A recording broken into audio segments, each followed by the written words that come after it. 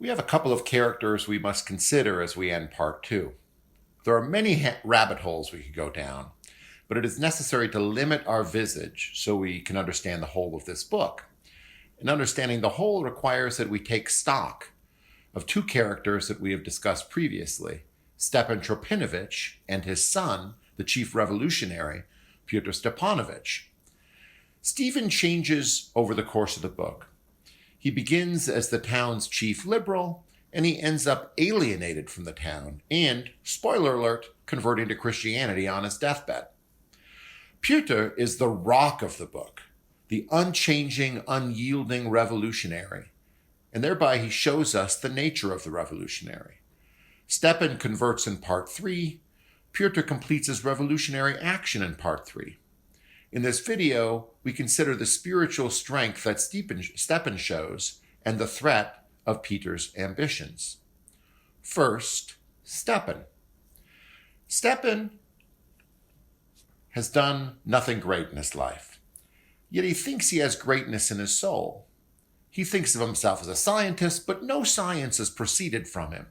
He tried early in life to bridge the gap between the liberals and the revolutionaries when the revolutionaries were taking over the journal that he and Varvara were founding, but he failed miserably. The revolutionaries would not listen. He has abandoned his son. Varvara rules him and is even trying to marry him off to a former serf girl, Darya. He has not produced anything lasting. He is part of a talking group and even its leader, but it's just about talking. He is almost like a court jester without much of a court. As he tells the narrator and his friend, "I've discovered something new and terrible for me. I'm a mere sponger and nothing more. Yes, nothing more." Sad. There is a gap between what Stepan is and what he thinks he is. And sometimes he demonstrates some knowledge that he sees the gap.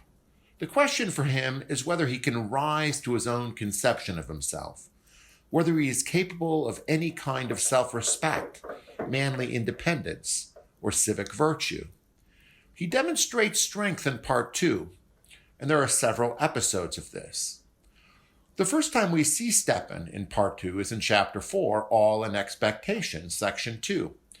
Pyotr has come to visit him and to participate and to get him to participate in the fete.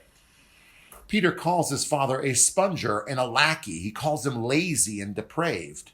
Pyotr calls Stepan Varvara's sentimental clown and says that Stepan has been milking her like a nanny goat. In fact, Stepan had said much of this to Pyotr in a letter, and Pyotr says that he had showed the letter to Varvara herself. This irks Stepan like nothing else. He calls Pyotr a monster, denies that Pyotr is his son any longer. Pyotr responds by saying that he probably never was his son, since Stepan's old wife and Pyotr's mother was probably getting it on with some man of Polish descent. "I curse you henceforth in my name," is Stepan's response. Pyotr intended to make Stepan despair with this display. Would it work? Not exactly. In fact, after this display of anger, Stepan finds reservoirs of strength. We see this in 2 episodes, one serious and the other a little bit ridiculous. In part 2, chapter 5, Before the Fete, section 3, we have a meeting between Varvara and Stepan. Varvara has 2 points of business. First, she wants him to participate in the literary event that will kick off part 3 of the book, but to do so in a modest way. Second, Varvara tells Stepan that he will no longer be living at her estate, but that she will pay for a new place for him, that she will take care of him in his old age. Now, to be fair, he has genuine delusions about how important this crossroads is in his life. He compares the choice confronting him to the choice Caesar made when crossing the Rubicon. Alea jacea est, the die is cast. But he refuses her, and he recognizes what this means for him.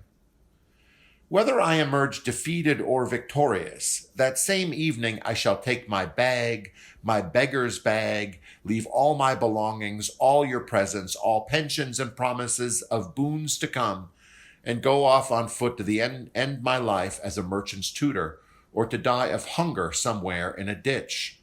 Then the die is cast. Stepan refuses her advice and refuses her offer.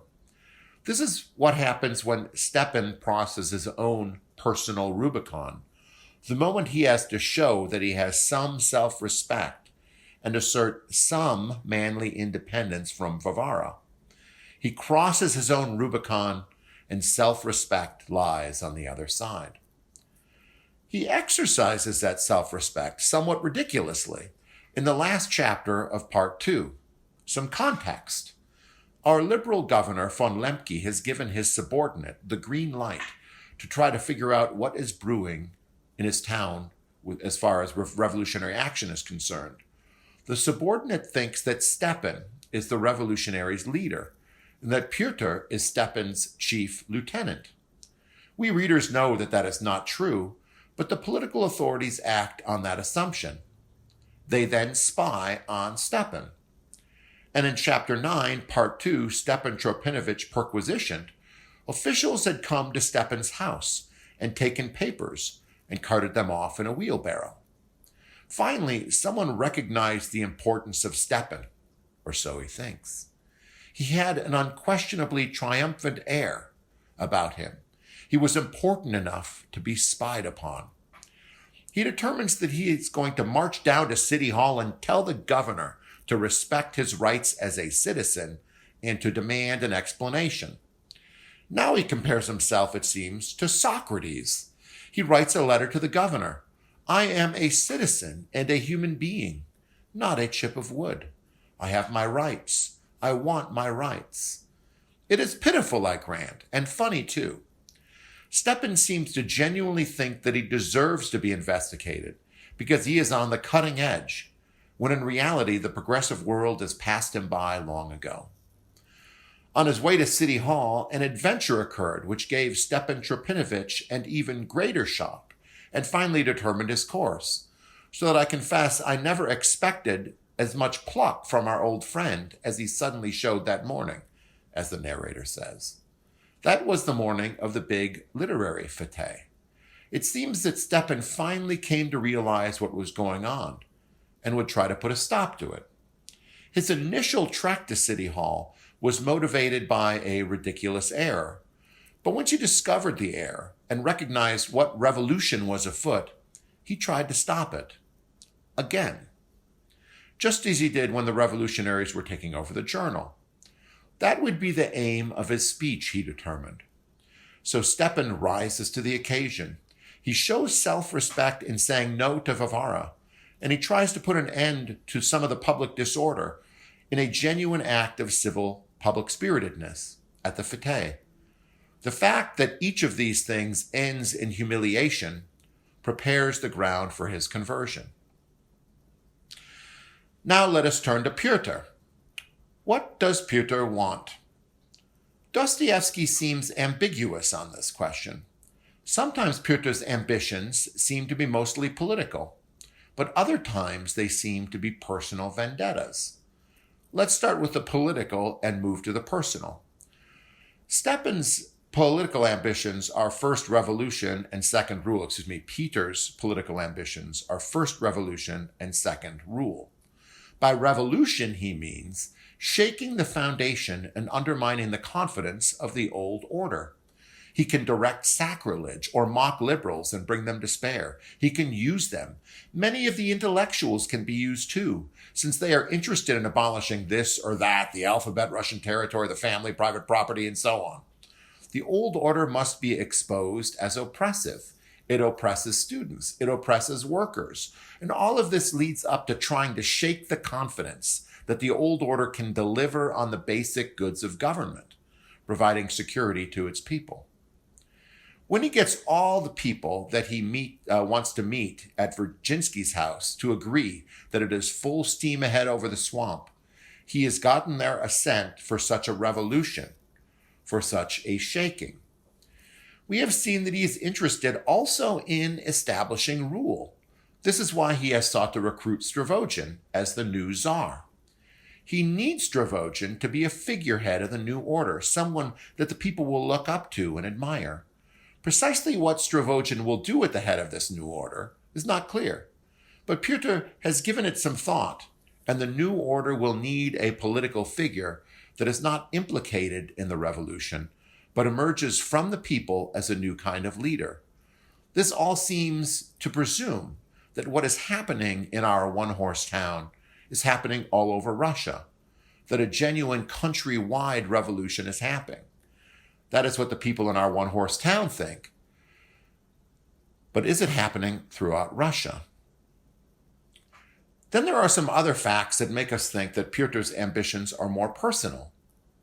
Killing Shatov is a way of killing the defenders of the nation.